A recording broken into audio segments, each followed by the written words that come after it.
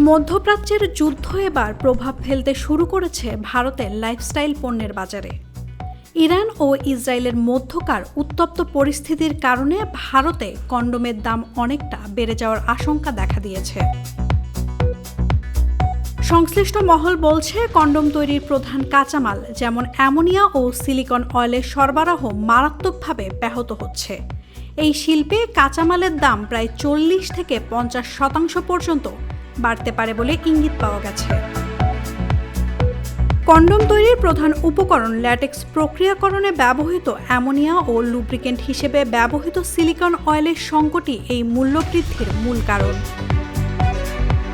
Population foundation of ইন্ডিয়ার মতে, দাম বাড়লে তরুণ ও নিম্ন আয়ের মানুষের মধ্যে কন্ডোমের ব্যবহার কমে যেতে পারে। এতে অনাকাঙ্ক্ষিত গর্ভধারণ ও এইডসের মতো রোগের ঝুঁকি বাড়ার আশঙ্কা করছেন জনস্বাস্থ্য বিশেষজ্ঞরা। যুদ্ধ দীর্ঘস্থায়ী হলে সাধারণ ক্রেতাদের পকেটে টান পড়ার পাশাপাশি দীর্ঘমেয়াদী সামাজিক ও স্বাস্থ্যগত সংকটের মুখে পড়তে পারে ভারত।